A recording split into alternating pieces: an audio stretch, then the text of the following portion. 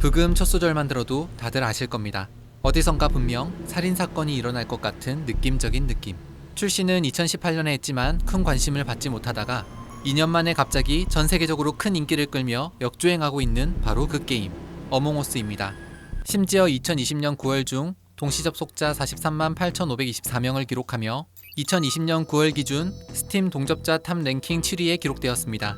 이러다 보니 어몽어스를 만든 게임 회사는 2020년에 어몽어스2를 개발할 계획이었으나 난데없이 1편이 갑자기 세계적으로 떡상하는 바람에 2편의 개발을 취소하고 1편 개발에 집중하기로 결정했습니다.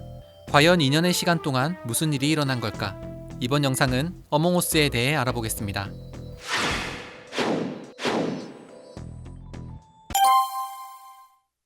어몽어스를 개발한 곳은 미국의 게임 회사 이너슬롯입니다.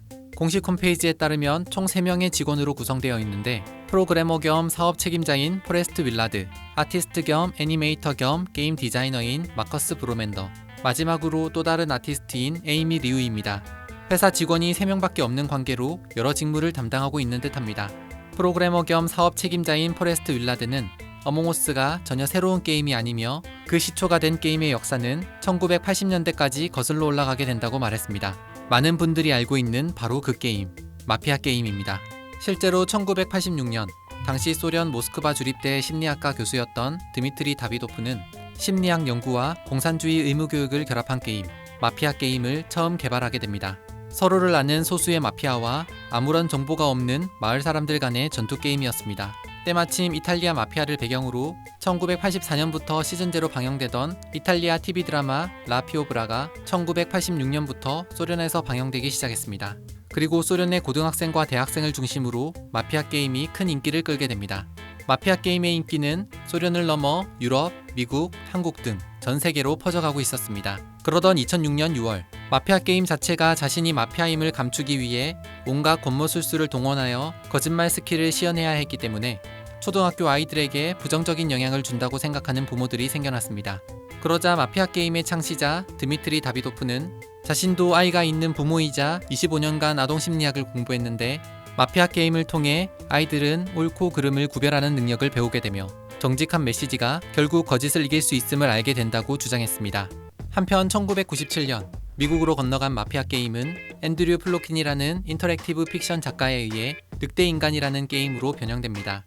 인터랙티브 픽션이란 텍스트 명령을 이용해 인물들을 조작하고 환경에 영향을 줄 수 있도록 하는 소프트웨어를 의미합니다. 아무튼 앤드류 플로킨은 미국에서는 마피아보다 늑대인간이 더 문화적으로 어울린다며 게임 배경을 늑대인간으로 변경했다고 합니다. 1998년부터는 SF 작가 워크숍에서 늑대인간 게임을 하기 시작했으며 이후 게임 개발자 컨퍼런스 등 많은 모임에서 늑대인간 게임은 워크숍 필수 프로그램으로 사용되기에 이릅니다.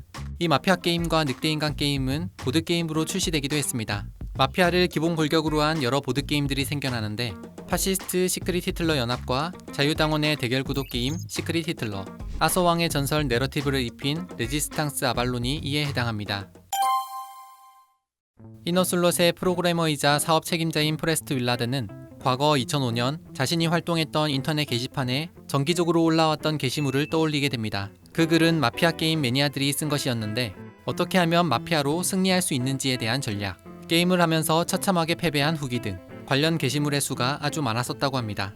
게임 세팅은 극히 단순하지만 아주 재미있고 끊임없이 게임을 할 수 있다는 점이 마피아 게임의 큰 매력. 그래서 2018년 6월 15일 포레스트 윌라드는 마커스 브로맨드와 에이미 리우와 함께 모바일로 즐길 수 있는 마피아 게임을 만들어보자는 아이디어로 한 게임을 제작하게 됩니다.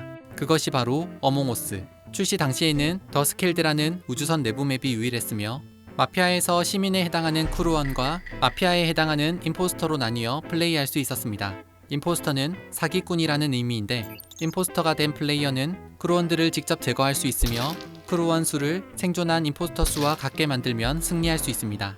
여기에 산소 고갈, 원자로 용해 등 다양한 방해 공작을 펼쳐 크루원이 주어진 시간 내에 해결하지 못하게 되어도 승리하게 됩니다.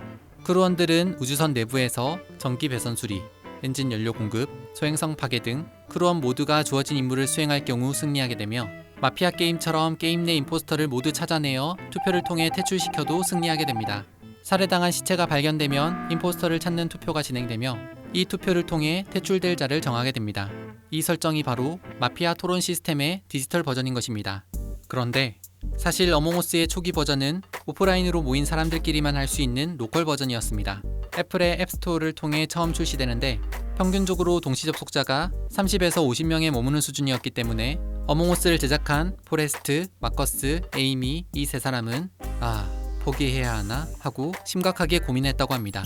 그러다가 출시 한 달 만에 모르는 사람들과도 장소를 불문하고 게임을 즐길 수 있도록 온라인 멀티플레이 기능을 추가하게 됩니다.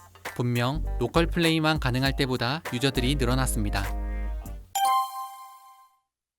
2018년 11월 4일 우리나라의 유튜버 채케빈 채널에 첫 어몽어스 콘텐츠가 업로드됩니다. 이후 정기적으로 어몽어스 플레이 영상을 업로드하며 한국에 알려지기 시작했고 채케빈은 한국의 어몽어스 선구자로 불리게 됩니다. 실제로 이너슬롯은 개발 로그를 통해 비록 한국어를 이해하지 못하지만 채케빈의 영상을 정말 좋아한다고 남기기도 했습니다. 그러던 2018년 12월 15일 채케빈의 영향인지 갑자기 동시 접속자가 폭증하게 되는데 당시 어몽어스는 무료 서버를 이용하고 있었기 때문에 포레스트는 서버 문제를 해결하던 그 순간이 정말 끔찍했다고 고백했습니다. 이후 어몽어스는 스팀에서 PC 버전으로 공식 출시되어 5,500원에 판매되기 시작합니다. 포레스트의 말에 따르면 2018년 12월에 이르자 연중무휴 24시간 내내 게임이 지속될 수 있는 플레이어가 모이게 되었다고 합니다. 그렇다고 그냥 유지가 될 뿐이지 성공한 게임이라고 할 정도는 아니었습니다.